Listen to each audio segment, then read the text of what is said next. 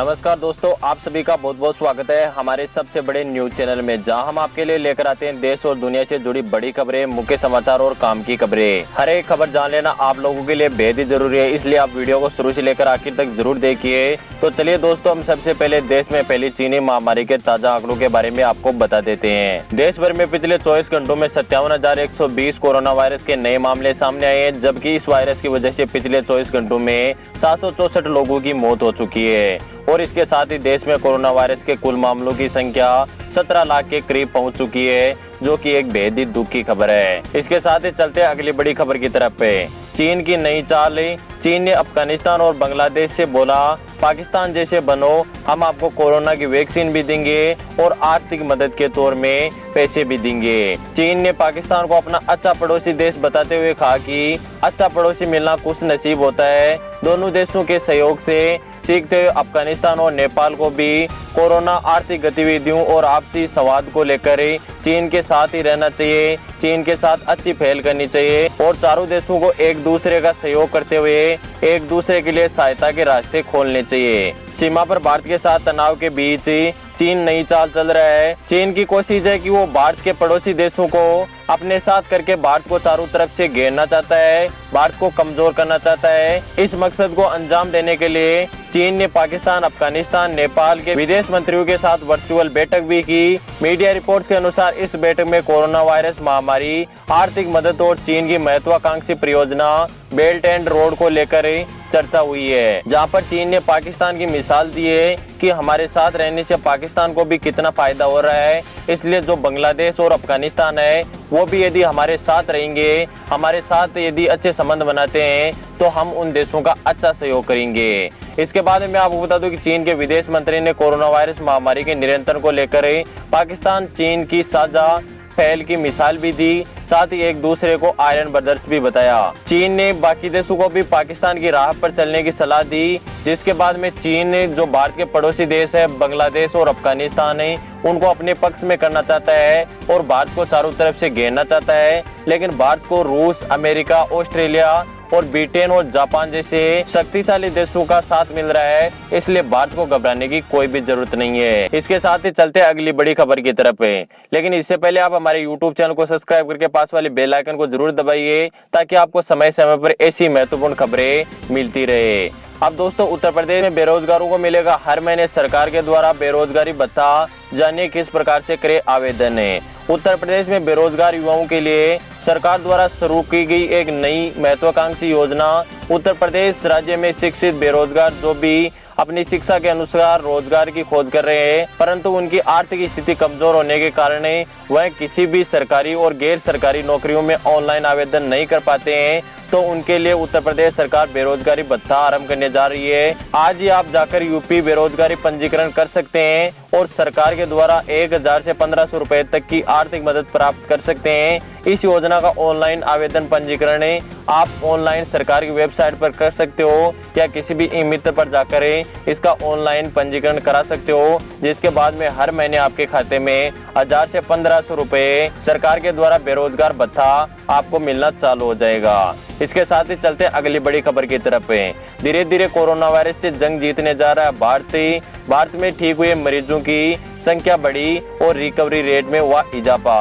PM Modi ने अपने संबोधन में कहा कि तमाम सावधानियों के साथ हवाई जहाज उड़ने लगे हैं, धीरे धीरे उद्यान भी चलना शुरू हो गए हैं, यानी अर्थव्यवस्था का एक बड़ा हिस्सा अब चल पड़ा है। ऐसे में हम ज्यादा सतर्क रहने की आवश्यकता है। 2 गज की दूरी के नियम की पालना करें, मुंह पर मास्क लगाने की बात भी उन्होंने कही। इन सारी बातों की पालना करें जिससे कि भारत जल्दी कोरोना वायरस से उबर सके। भारत में अब तक कोरोना वायरस से संक्रमित कुल मामलों की संख्या 17 लाख के करीब है, जिनमें से 10 लाख मरीज ठीक होकर घर जा चुके हैं और बाकी कोरोना एक्टिव मरीजों का अभी इलाज चल रहा है। लगातार भारत में कोरोना वायरस से ठीक हुए मरीजों की संख्या में इजाफा हो रहा है, बढ़ रही है और जो मृत्यु दर है वो लगातार घट रहा है। इसको देखकर लगता है कि भारत जल्दी कोरोना वायरस से पीछा छुड़ा लेगा। दोस्तों आपको क्या लगता है, भारत में कोरोना वायरस कब तक खत्म हो सकता है? आप हमें नीचे कमेंट करके जरूर बताइएगा। साथ ही जो कोरोना योद्धा है, जो कोरोना से लड़ने वाले डॉक्टर है, उनके लिए आप इस वीडियो को एक लाइक जरूर कीजिएगा। इसके साथ ही चलते अगली बड़ी खबर की तरफ है।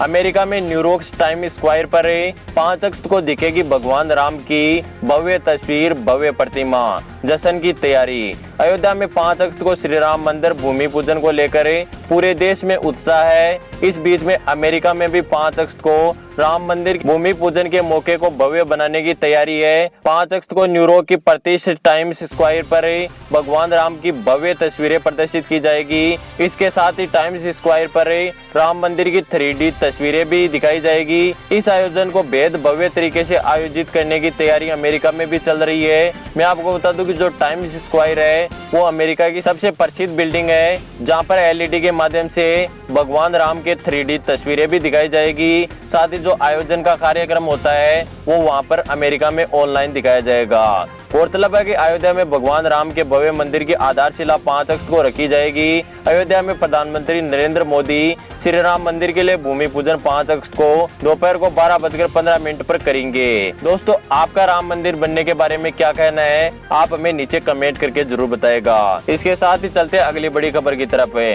भारत की ओर से चीन को एक और बड़ा झटका। भारत ने चीन से कलर टीवी खरीदने पर लगाया प्रतिबंध।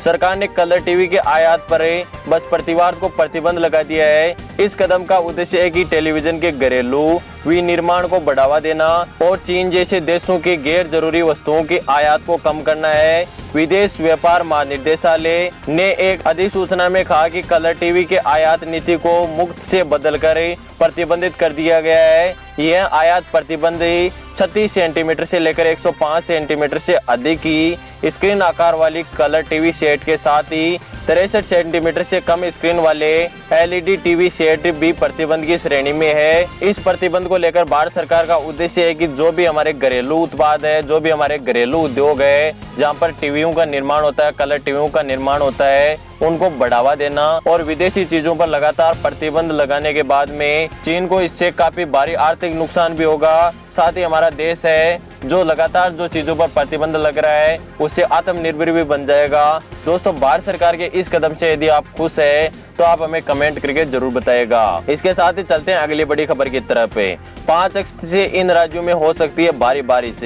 मौसम विभाग के अनुसार पंजाब, हरियाणा, राजस्थान, पूर्वी उत्तर प्रदेश, नागालैंड, असम, मणिपुर, मिजोरम, नई दिल्ली, चंडीगढ़, बिहार, मेघालय, अरुणाचल प्रदेश, उत्तराखंड समेत देश के कई क्षेत्रों में मध्यम बारिश होने की संभावना है। साथ ही दिल्ली NCR में गर्जन के साथ मध्यम बारिश होने की संभावना है। इसके साथ ही चलते हैं अगली बड़ी खबर की तरफ।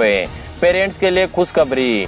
लॉकडाउन में स्कूल फीस मुद्दे पर हाईकोर्ट ने सुनाया अहम फैसला। छत्तीसगढ़ हाईकोर्ट ने लॉकडाउन के दौरान अभिभावकों से वसूली जाने वाली स्कूल फीस को लेकर बड़ा फैसला सुनाया है। कोर्ट ने सोमवार को राज्य शासन के उस आदेश को निरस्त कर दिया जिसमें कहा गया था कि निजी स्कूल लॉकडाउन के दौरान फीस की वसूली स्थगित रहेगी और शिक्षकों को वेतन देना पड़ेगा। अधिवक्ता आशीष श्रीवास्तव ने मंगलवार को इस संबंध में जानकारी देते हुए कहा कि छत्तीसगढ़ हाईकोर्ट के एकल पीठ ने स्कूल फीस से जुड़े राज्य शासन के आदेश को निरस्त कर दिया है, लेकिन साथ ही स्कूलों और अभिभावक दोनों को राहत पहुंचाने के लिए लॉकडाउन की अवधि में सिर्फ प्राइवेट स्कूलें ट्यूशन फीस की वसूली कर सकती है और ट्यूशन फीस वसूली करने के आदेश कोर्ट के द्वारा दिए गए हैं और जो नॉर्मल फीस है वो अभी तक स्टूडेंट से प्राइवेट स्कूल ने जब तक लॉकडाउन नहीं खुलेगा तब तक नहीं वसूल सकती। इसके साथ ही चलते अगली बड़ी खबर की तरफ। कोरोना वायरस को देखते हुए भारतीय रेलवे ने किया अपने नियमों में बदलाव। अब ट्रेन में बैठने से 90 मिनट पहले आपको स्टेशन पहुंचना होगा। कोरोना संकट में यात्रियों की सुरक्षा के लिए भारतीय रेलवे ने अपने नियमों में बदलाव किया है। रेलवे प्रशासन ने कहा है कि यात्रियों को 90 मिनट पहले स्टेशन पहुंचना जरूरी है। ऐसा इसलिए क्योंकि स्टेशन पर पहुंचने के बाद में यात्रियों की थर्मल स्क्रीनिंग की जाएगी। रेलवे ने साफ तौर पर कहा है कि बिना थर्मल स्क्रीनिंग और सैनिटाइज के यात्रियों को ट्रेन में बैठने की अनुमति नहीं दी जाएगी, चाहे फिर उनकी ट्रेन निकली जाए। 90 मिनट पहले आपको स्टेशन पर पहुंचना होगा। उसके बाद में आपके हाथों को सैनिटाइज किया जाएगा और आपका जो तापमान है वो भी नापा जाएगा। साथ ही आपके पास यदि मास्क है तो ठीक है, नहीं रेलवे के द्वारा आपको मास्क उपलब्ध कराया जाएगा और उसके बाद में आपको रेल में बैठने की अनुमति दी जाएगी। अगर आप रेल में बैठने से 15 मिनट पहले 20 मिनट पहले पहुंचते हो तो आपको रेल में बैठने नहीं दिया जाएगा। यह भारतीय रेलवे का नया नियम है। अगर आप रेल में यात्रा करना चाहते हो या रेल में यात्रा करने की सोच रहे हो तो इन नियमों को ध्यान में रखते हुए स्टेशन पर पहुंचे। फिलहाल की न्यूज के वीडियो में दोस्तों इतना ही। उम्मीद करता हूं कि आपको दी गई जानकारी पसंद आई होगी। वीडियो पसंद आया तो लाइक जरूर कीजिएगा। आगे भी हमारी वीडियो देखना चाहते हो, ऐसी महत्वपूर्ण खबरें जानना चाहते हो तो अभी हमारे यूट्यूब चैनल को सब्सक्राइब करके पास वाले बेल को दबा के ऑल नोटिफिकेशन को ऑन जरूर कीजिए ताकि आपको ऐसी महत्वपूर्ण खबरें समय समय पर मिलती रहे। मैं मिलता हूँ आपको किसी नेक्स्ट न्यूज वीडियो में। तब तक के लिए धन्यवाद। जय हिंद, वंदे।